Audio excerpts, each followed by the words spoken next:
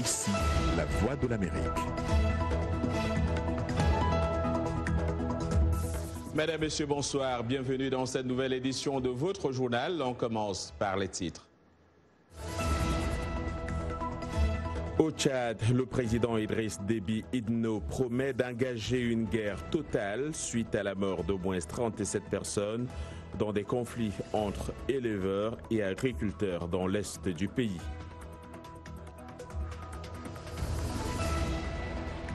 Dans ce journal, nous vous emmènerons à la frontière entre le Rwanda et la RDC, où de nombreux commerçants sont frustrés à cause des longues files d'attente, pourtant nécessaires pour éviter la propagation d'Ebola. We must act to prevent people who should not have guns from getting them.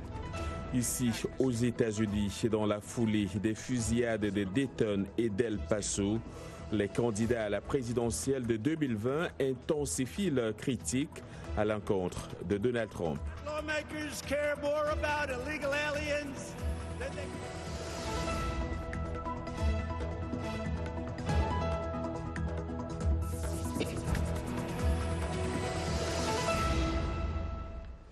Bonsoir à tous. Ouvrons ce journal par le Tchad où au moins 37 personnes ont été tuées en 3 jours de combat opposant agriculteurs et éleveurs dans l'est du pays. Le conflit intercommunautaire est devenu une préoccupation nationale. On assiste à un phénomène de mal-vivre, a déclaré le président Idriss Déby Itno lors d'une conférence de presse. Les forces de l'ordre envoyées sur place ont essuyé des tirs, a ajouté M. Déby, assurant qu'il va engager une guerre totale contre ceux qui sont à l'origine des morts d'hommes. Le président tchadien a affirmé qu'il va se rendre personnellement sur le terrain au moment venu. Voici un extrait de la conférence de presse du président Idriss Déby Itno ce vendredi à N'Djamena. C'est une préoccupation nationale. Nous sommes en train d'assister à un nouveau phénomène de mal-vivre entre les communautés, différentes communautés nationales. Comme vous l'avez dit, les conflits intercommunautaires aujourd'hui ne sont pas simplement localisés dans une région ou dans une province du Tchad. Pratiquement sur l'ensemble du territoire. Depuis janvier, nous avons enregistré plus de 40 morts. Il y a 3 jours, 37 Tchadiens sont tués, en fait, disons, dans le bataille, dans un conflit intercommunautaire.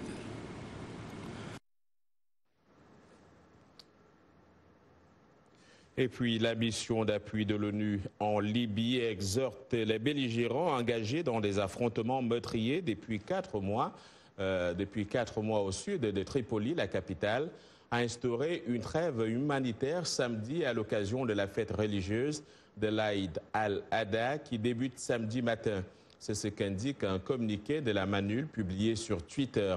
Son chef, Gassam Salamé, a déjà appelé plusieurs fois à des trêves, mais sans succès jusqu'ici.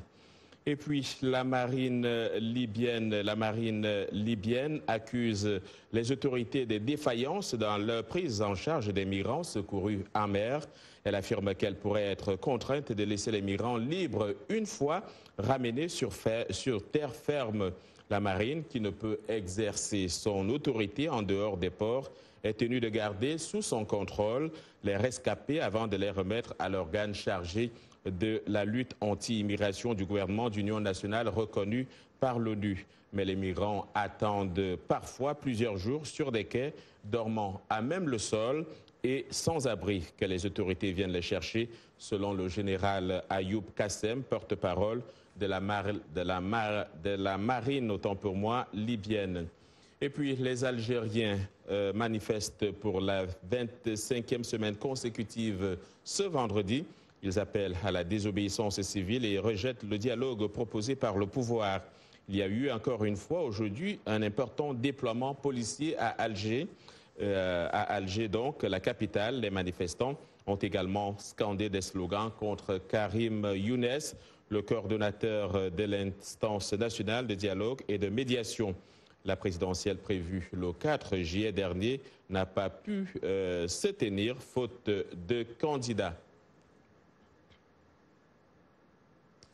Le trafic frontalier entre le Rwanda et la République démocratique du Congo a considérablement diminué selon plusieurs témoins.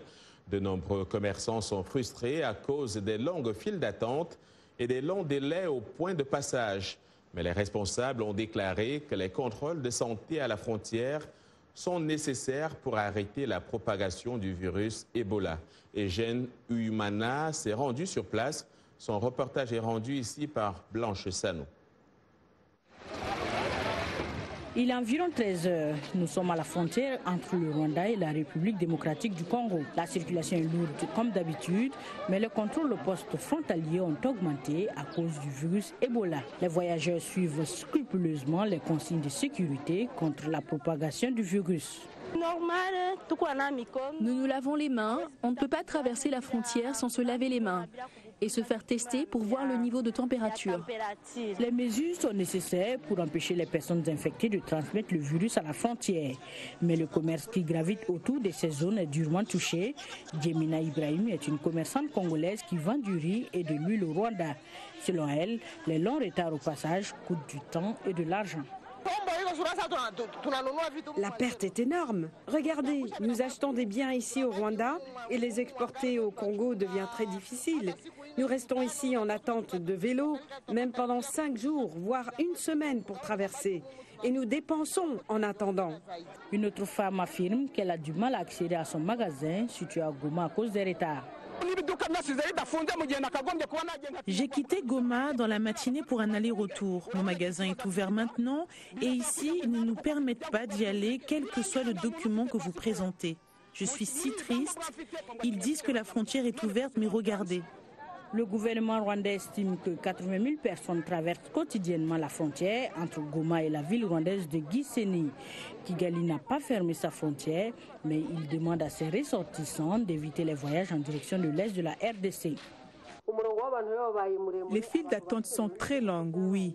Mais ce que nous souhaitons avant tout, c'est d'encourager nos populations à ne pas se rendre en RDC. Elles peuvent chercher d'autres moyens de mener leurs activités dans le pays. Les ministres de la Santé rwandais et congolais se sont rencontrés mardi pour discuter des mesures à prendre pour empêcher l'épidémie d'Ebola de se propager. Autre actualité, les fidèles musulmans vont célébrer la fête de la Tabaski dans 2 jours au Nigeria. Les préparatifs vont bon train entre les habits, la nourriture, mais surtout le mouton à sacrifier.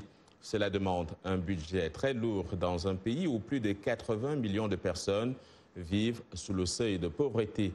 Le reportage de Gilbert Tamba dans un marché près d'Abuja où ceux qui ont des moyens se précipitent à la recherche du mouton de la Tabaski.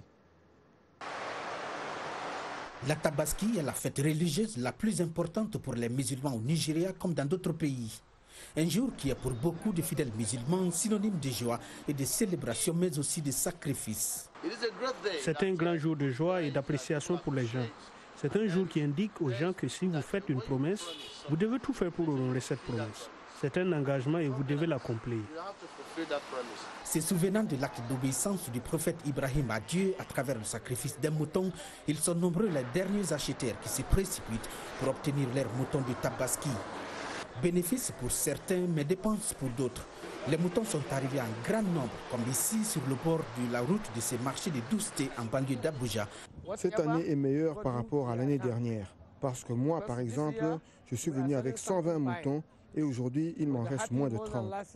La fête de la Tabaski est un moment où l'on doit aussi être humble. Mais certains n'hésitent pas à utiliser toutes leurs économies pour célébrer en grande pompe. Malgré la situation de crise que ces grands pays de l'Afrique de l'Ouest traversent à cause de l'insurrection de Boko Haram dans le nord-est, beaucoup de Nigérians non musulmans n'hésitent pas à faire des gestes envers leurs frères musulmans en ces jours. Je suis là pour acheter un mouton. Je veux juste faire plaisir à mes frères musulmans qui doivent célébrer la Tabaski dans quelques jours. Concernant les prix, je pense que cette année, nous avons des prix raisonnables par rapport à l'année passée. Les autorités fédérales du Nigeria ont décrété les lundis 12 et mardi 13 août jours fériés et chômés pour permettre à certains d'aller fêter en famille. Le Nigeria compte la plus grande population musulmane d'Afrique subsaharienne. Bonne fête de la Tabaski par anticipation donc à tous les fidèles musulmans. Plus de 2 millions de musulmans, justement, entament ce vendredi le pèlerinage annuel à la Mecque en Arabie Saoudite. Les autorités mettent en garde contre toute tentative de politisation de ce rassemblement religieux sur fond de tensions dans le Golfe. Malgré la rupture des relations diplomatiques entre Riyad et Téhéran, un peu plus de 80 000 Iraniens font le Hajj cette année. Certaines mesures ont été prises pour faciliter l'entrée sur le territoire saoudien.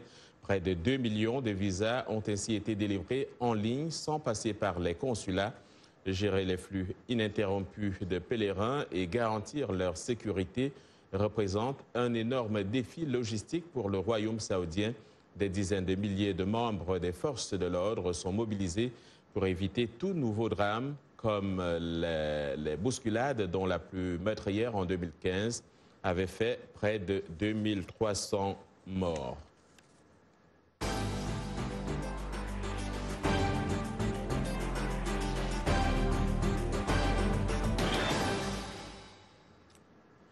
À la suite des récentes fusillades au Texas et dans l'Ohio, les candidats démocrates à la présidentielle ont intensifié leurs critiques à l'encontre du président Donald Trump. Trump reste l'enjeu central de la course à l'investiture du Parti démocrate pour 2020, comme l'indique Jim Malone dans ce reportage. Le récit est signé Irénée Herman Umbo. En campagne dans l'Ohio, l'ancien vice-président Joe Biden a accusé le président Trump d'attiser les flammes de la suprématie blanche. Trump attaque allègrement le terrorisme islamique, mais peut à peine utiliser les mots suprématie blanche. Et même quand il le dit, il ne semble pas y croire. Il est plus préoccupé par sa défaite aux urnes que de combattre cette idéologie odieuse. Joe Biden est actuellement le favori pour l'investiture du Parti démocrate à la présidentielle de l'année prochaine. Plusieurs de ses adversaires démocrates, y compris le sénateur du Vermont Bernie Sanders, ont également été prompts à condamner la rhétorique du président. Mais c'est quelqu'un de raciste, de sexiste, de xénophobe, dont la rhétorique anti-immigrés crée, je crois, un climat propice à la violence. Les fusillades à El Paso et à Dayton ont suscité de nouveaux appels en faveur du contrôle des armes à feu. Nous devons agir pour empêcher les gens qui ne devraient pas avoir d'armes à feu de les obtenir. Le président Trump s'est pourtant déplacé pour aller consoler les parents de victimes à El Paso et dans l'Ohio. Néanmoins, la pression monte non seulement au sein de la population américaine, mais aussi au niveau du Congrès, notamment au sein des démocrates, pour exiger une loi visant à contrôler les flux des armes à feu aux États-Unis. Le président américain Donald Trump, qui a justement évoqué aujourd'hui un soutien extraordinaire au Congrès pour mieux encadrer les ventes d'armes à feu 6 jours après des fusillades, on le disait, qui ont endeuillé les États-Unis. Il s'agit notamment de renforcer les vérifications d'antécédents judiciaires et psychiatriques des acheteurs d'armes à feu. Donald Trump a toutefois rappelé son soutien sans faille au droit des Américains à détenir des armes. La NRA, le puissant lobby pro-armes, est connu pour être hostile au durcissement des lois. Au Congrès, la pression monte sur le leader de la majorité républicaine du Sénat, Mitch McConnell, pour tenir un vote sur 2 projets de loi adoptés en février dernier par la Chambre des représentants à majorité démocrate. La chef de l'exécutif de Hong Kong a exclu aujourd'hui toute concession aux manifestants pro-démocratie, tout en mettant en garde contre une grave crise économique engendrée par le mouvement de protestation qui a atteint l'aéroport de la mégapole. Carrie Lam l'a dit lors d'une conférence de presse surprise 2 mois jour pour jour après le début de la mobilisation. Le territoire du sud de la Chine et hub financier international connaît sa plus grave crise politique depuis sa rétrocession par Londres en 1997 avec des manifestations et des actions presque quotidiennes qui ont souvent dégénéré en violence entre activistes radicaux. Vous regardez Le Monde aujourd'hui en direct de Washington sur VOA Afrique.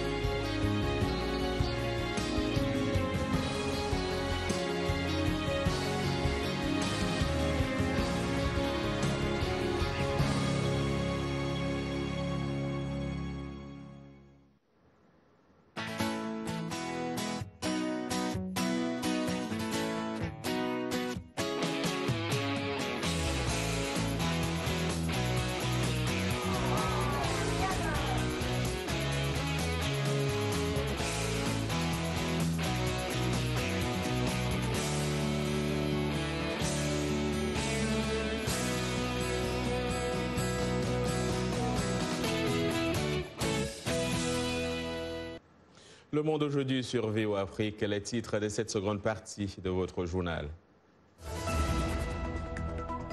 Comment améliorer les revenus des agriculteurs du secteur cacao au Ghana et en Côte d'Ivoire? Les autorités s'y emploient. Les deux pays assurent à eux seuls 60% de la production mondiale de cacao.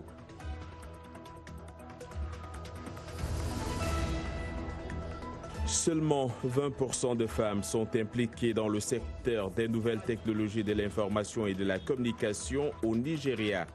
Et une femme essaye de porter plus de jeunes à s'y intéresser. Nous verrons comment dans ce journal.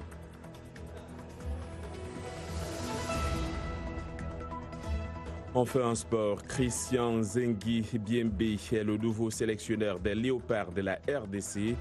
Il remplace Florent Ibengue, démissionnaire.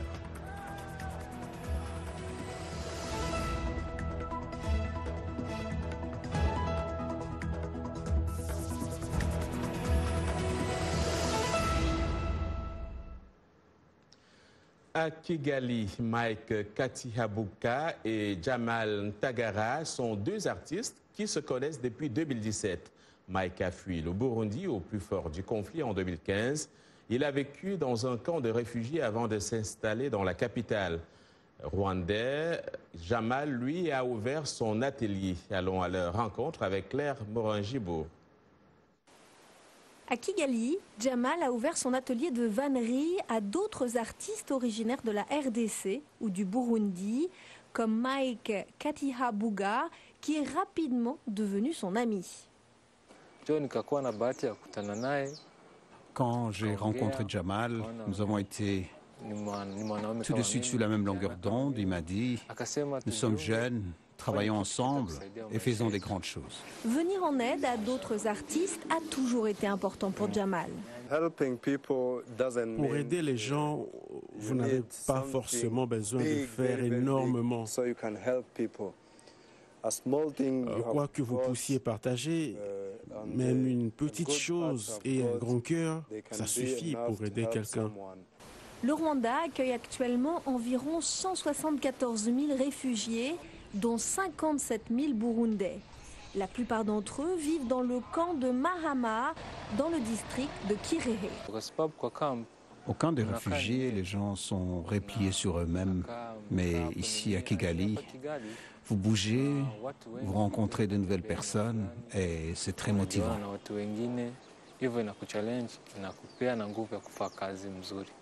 Les deux amis travaillent et exposent désormais côte à côte. Les ventes de leur art leur permettent de faire vivre leur famille, mais aussi, souligne Mike, ça lui a permis de panser ses blessures. 60% de la production mondiale de cacao provient de deux pays d'Afrique de l'Ouest, à savoir le Ghana et la Côte d'Ivoire. Mais depuis des années, les agriculteurs à la base luttent pour un meilleur revenu, ce qui suscite des inquiétudes quant à l'avenir de l'industrie du cacao. Les deux pays s'emploient à augmenter les revenus de ces agriculteurs. Mais pour ces derniers, beaucoup reste encore à faire. C'est un reportage de Stacy Nock avec le récit de Thierry Kaoré. Emmanuel Nodjo cultive le cacao depuis 20 ans pour faire vivre sa famille. Mais comme la plupart des producteurs au Ghana, il a du mal à joindre les deux bouts. Il faut que les entreprises d'achat de cacao soutiennent les agriculteurs. Mais lorsque nous leur demandons, ils disent non. Ils n'utilisent pas de préfinancement. Au Ghana, 800 000 ménages dépendent du cacao. Alors que le coût de sa culture est élevé, les prix de vente sont eux fixés par un organisme gouvernemental basé sur le marché mondial. Résultat, les agriculteurs se retrouvent avec de faibles revenus. À cela s'ajoute la situation difficile de nombreux d'entre eux qui ne possèdent pas de terre, rendant leur avenir incertain. C'est le cas de ce producteur de longue date. Il a été informé que ces terres pourraient bientôt être vendues. Le Ghana et la Côte d'Ivoire sont les pays d'Afrique de l'Ouest qui produisent plus le cacao. Mais à écouter les nouvelles, je n'ai pas entendu dire que la Côte d'Ivoire vendait ses terres à des gens pour faire autre chose. Mais le Ghana vend toujours ses terres, détruisant ainsi nos producteurs de cacao. Comment pouvons-nous avoir un avenir dans ça? Le Ghana et la Côte d'Ivoire ont envisagé cette année d'imposer un prix d'achat minimal aux acheteurs de cacao. Mais ils se sont retirés du plan en juillet, ajoutant à la place un différentiel de revenu vital de $400 pour chaque tonne de cacao produit par les agriculteurs. Les agriculteurs estiment qu'ils n'ont pas été suffisamment récompensés pour leurs efforts. C'est une menace majeure pour la survie de l'industrie du cacao au Ghana. Pour le moment, le Ghana et la Côte d'Ivoire ne représentent qu'environ 6 milliards de dollars d'un marché mondial du chocolat estimé à 100 milliards de dollars. Les agriculteurs ghanéens, quant à eux, ont averti que leurs revenus doivent augmenter pour qu'ils puissent continuer à fournir au monde du cacao.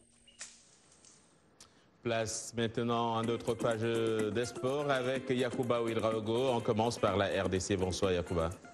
Bonsoir John et bonsoir à tous. Effectivement, la RDC qui a un nouveau sélectionneur à la personne de Christian Sengui Biembe qui va donc remplacer Florent Ibenge, vous le disiez. Et donc jusque-là, directeur technique national en charge de la jeunesse, Christian Sengui Biembe, prend donc les rênes de la sélection nationale en remplacement de Florent Ibenge qui a démissionné mercredi après 5 ans passés à la tête des Léopards. On se rappelle, éliminé par Madagascar en 8e de finale de la récente CAN en Égypte. Une question, pourquoi ce choix? Le ministre des Sports, Jean-Pierre Lissanga Bonganga, explique.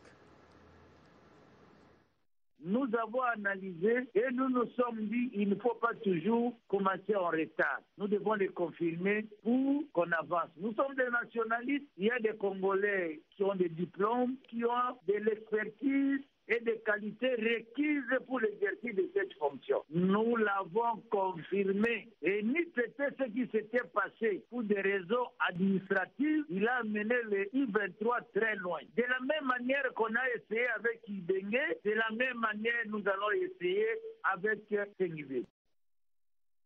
Bonne chance donc à PMB. Sur le marché des transferts, Everton s'offre Alex Iwobi. Les Toffees ont engagé l'international nigérian d'Arsenal pour 5 ans. Les Gunners ont récolté près de 30 millions d'euros pour le natif de Lagos formé au club. Et donc là, ce ne sont pas les images d'Alex. Alex Iwobi, 23 ans, évoluait à Arsenal depuis 2015. Il y a disputé 149 matchs pour 15 buts inscrits. De son côté, l'international congolais Gaël Kakuta a définitivement quitté le Rayo Vallecano en Espagne pour signer un contrat de 3 ans avec Amiens en France. Son compatriote d'Everton, Yannick Bolassier, a lui refusé un prêt du CSKA Moscou en raison des violences racistes dont le Brésilien Malcolm a été victime au Zénith Saint-Pétersbourg. Et donc, vous le voyez tantôt, on parle à présent de basketball avec l'Afro-Basket féminin qui débute demain à Dakar. 4 groupes de 3 ont été constitués. Le Sénégal, finaliste de la dernière édition, et pays hôte est logé dans le groupe A. Il partage cette poule avec la Côte d'Ivoire et l'Égypte.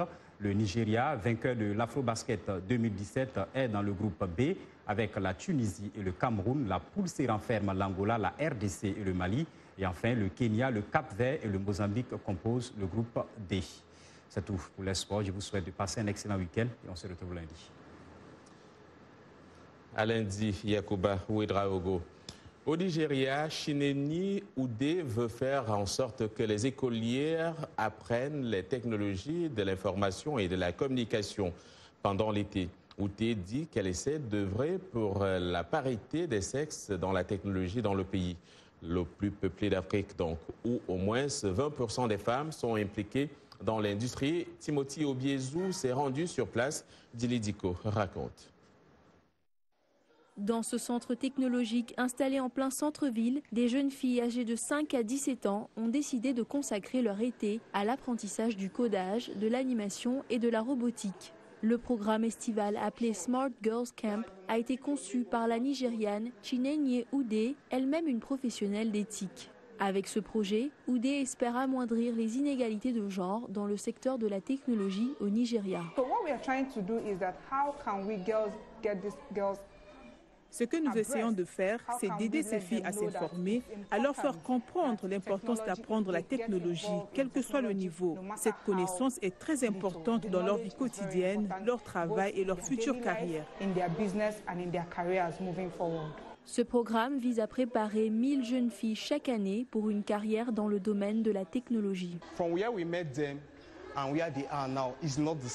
Le postulat de départ était que les filles n'aiment pas la technologie, mais on se rend très bien compte que ce qui ne leur plaît pas, c'est la façon dont la technologie leur est présentée. Elles sont très enthousiastes, du coup, tout est dans l'approche utilisée. Pour Damilola Ojo, qui rêve de faire carrière dans l'animation, la technologie est une fenêtre ouverte vers un marché en plein essor. Quand j'étais plus jeune, je m'intéressais beaucoup aux dessins animés et à la manière dont ils sont réalisés. Alors après avoir fait des recherches en général sur YouTube, j'ai compris que l'animation fait partie des TIC. Ruby Dike, âgée de 10 ans, est plus intéressée par la robotique. Elle explique que son usage est multiple. Il est possible de programmer un robot pour aider à faire les tâches ménagères ou même pour contrôler le réchauffement climatique. L'industrie nigériane des TIC figure parmi les plus importantes d'Afrique et le secteur continue de croître rapidement. Il a évolué jusqu'à devenir une industrie de plusieurs milliards de dollars au cours de la dernière décennie. Mais comme dans de nombreux autres secteurs, la représentation féminine y est faible. Des personnes comme Oudé tentent d'aller au-delà des barrières préétablies en créant des programmes technologiques pour les filles. Le changement prendra peut-être beaucoup de temps et une forte représentation des femmes dans les TIC demandera encore de nombreux efforts. Mais l'impact positif de Smart Girls Tech sur les jeunes filles est déjà visible. Et puisqu'on parle des femmes, restons-y. Pour terminer, voici un extrait d'une édition spéciale musicale de Le Monde au féminin de VO Afrique. Apparaître prochainement, la leader du groupe de rap guinéen Idil Black Girls, Natou Camara, était récemment dans nos murs pour une interview avec Nathalie Barge, durant laquelle elle a interprété des chansons de son premier album solo, Dimedi, consacré à l'enfance et aux femmes. Natou est accompagnée de Yakuba Sissoko, Lindsay Wilson et Foluso Mimi. On écoute.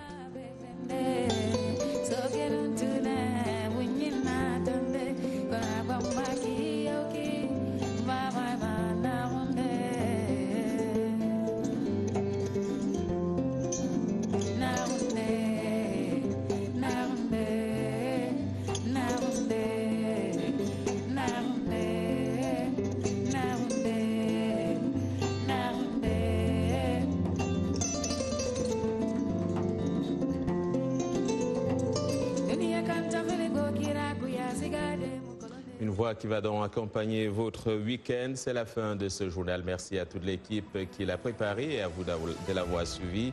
Demain est un autre jour. D'ici là, excellent week-end à toutes et à tous.